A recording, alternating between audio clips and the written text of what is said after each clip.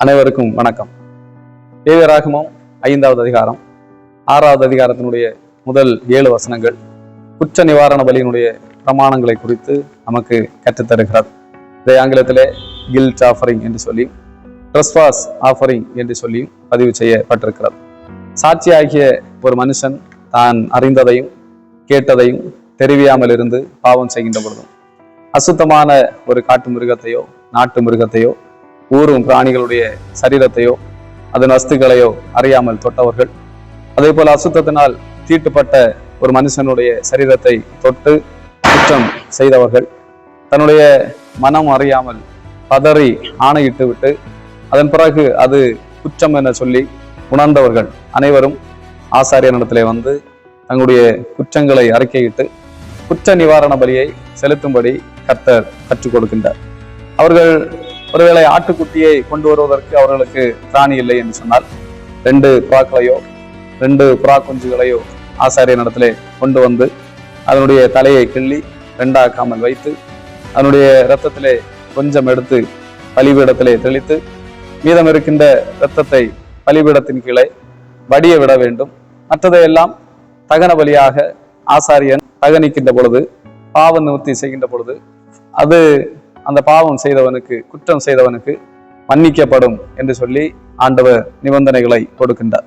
பரிசுத்தமானவைகளில் ஒரு மனுஷன் அறியாமையினால் தவறி பாவம் செய்கின்ற பொழுது அந்த மனுஷன் அந்த பரிசுத்த ஸ்தலத்து சேக்கல் கணக்கும்படி அவனுக்கு சுமத்துகின்ற அபராதத்திற்கு அளவான வெள்ளி சேக்கல் பருகின்ற பழுதற்ற ஆட்டுக்குட்டியை அவன் கர்த்தருடைய சந்ததியிலே கொண்டு வர வேண்டும். அவன் அந்த பரிசுத்தமானதை குறித்து அவன் செய்த அந்த தப்பிதத்தினால் உண்டான நஷ்டத்தை அவன் செலுத்தி அதோடு கூட 5 பங்கை அதிகமாக கூட்டி ஆசாரியனுக்கு கொடுக்க வேண்டும் என்று சொல்லி ஆண்டவர் கட்டளை கொடுக்கின்றார். இப்படி குற்ற நிவாரண பலியாகிய ஆட்டுக்குட்டியை அவனுக்காக அந்த ஆசாரியன் பாவ நிவர்த்தி செய்கின்ற பொழுது அது அவனுக்கு மன்னிக்கப்படுகின்றது. அதே போல ஆண்டவர் செய்யக்கூடாது என சொல்லி விலக்கின கட்டளைகளில் யாதொன்றையாகிலும் மீறி அவன் பாவத்திற்கு உட்படுகின்ற பொழுதும் அறியாமையினால் செய்கின்ற பொழுதும் அவனுடைய மதிப்பிற்கு சரியான பழுதற்ற ஆட்டுக்கடாவை ஆசாரியனிடத்திலே கொண்டு வந்து அந்த ஆசாரியன் பாவ நிவர்த்தி செய்கின்ற பொழுது அது அவனுக்கு மன்னிக்கப்படும் என்று சொல்லி ஆண்டவர் அவர்களுக்கு சொல்லிக் கொடுப்பதை நாம் கண்டுகொள்கின்றோம். எத்தகைய குற்றம் இழைத்திருந்தாலும் அந்த குற்றம் இழைப்பவர்கள் எப்படிப்பட்டவர்களாக இருந்தாலும் அவர்களுடைய நிலைமைக்கு ஏற்ப அவர்கள் குற்ற நிவாரண பலியை செலுத்தி தங்களுடைய குற்றங்களை அறிக்கையிட்டு அவர்கள் அந்த குற்றங்களில் இருந்து விடுதலை பெறலாம் என சொல்லி கர்த்தர் கட்டளையிட்டு அவர்களுக்கு மன்னிப்பை வழங்கினார். இந்த குற்ற நிவாரண பலி இயேசு கிறிஸ்துவுக்கு அடையாளமாக அது அவர்களுக்கு கொடுக்கப்பட்டது. ஏசாயா 53வது அதிகாரம் 10வது வசனத்திலே சொல்லப்பட்டிருக்கிறது, கர்த்தரோ அவரை நொறுக்க சித்தமாகி அவரை பாடுகளுக்கு உட்படுத்தினார்.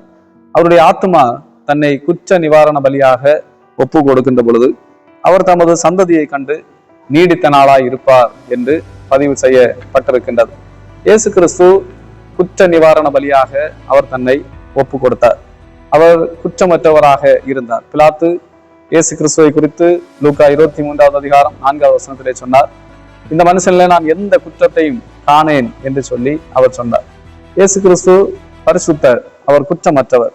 எபிரேயர் 7:26 இப்படியாக சொல்லுகின்றது. அவர் பரிசுத்தரும் குற்றமற்றவரும் பாவங்களுக்கு விலகின மகா பிரதான ஆசாரியர் என்று சொல்லி அவரை குறித்து பதிவு செய்யப்பட்டிருக்கிறது. நம்முடைய குற்றங்களுக்காக அவர் அடிக்கப்பட்டார். 1 பேதுரு 1:19 சொல்லுகிறபடி குற்றமில்லாத மாசற்ற ஆட்டுக்குட்டியாகிய இயேசு கிறிஸ்துவின் வெளியேறப்பட்ட இரத்தத்தினாலே மீட்கப்பட்டீர்களே என்று பதிவு செய்யப்பட்டிருக்கிறது. குற்றமில்லாத இயேசு கிறிஸ்துவனிடத்திலே நாம் வந்து நம்முடைய குற்றங்களை நாம் அறிக்கை செய்கின்ற பொழுது அவருடைய இரத்தத்தினாலே நமக்கு மீட்பு கிடைக்கின்றது. நியாயப்பிரமாணத்தின் நீதியினாலே ஒரு மனுஷனும் நீதிமானாக முடியாது. நியாயப்பிரமாணம் முழுவதையும் ஒரு மனுஷன் கை கொண்டு அதிலே ஒன்றிலே தவறுகின்ற பொழுது முற்றிலும் குற்றவாளியாக மாறுவான் என்று சொல்லி பதிவு செய்யப்பட்டிருக்கிறது. எனவே நியாயப்பிரமாணத்தின் நீதியினாலே அல்லாமல் இயேசு கிறிஸ்துவின் நீதியினாலே நீதிமானாக்கப்பட அவரை விசுவாசித்து அவரிடத்திலே நம்முடைய குற்றங்களை அறிக்கை செய்து அவருடைய பிள்ளைகளாக வாழ அர்ப்பணிப்போம். ஆண்டவர் நம் அனைவரையும் ஆசீர்வதிப்பாராக. ஆம்.